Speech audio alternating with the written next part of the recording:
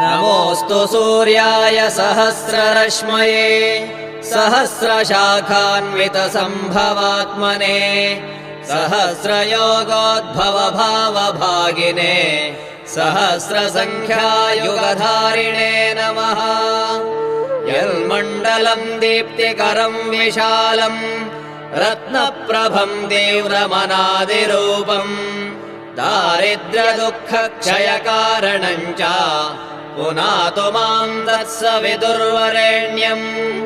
यन्मण्डलम् देवगणैः सुपूजितम् विप्रैस्तुतम् भावनमुक्तिकोविदम् तम् देवदेवम् प्रणमामि सूर्यम् पुनातु माम् तत्सवितुर्वरेण्यम्। यन्मण्डलम् ज्ञानघनम् त्वगम्यम् त्रैलोक्यपूज्यम् त्रिगुणात्मरूपम्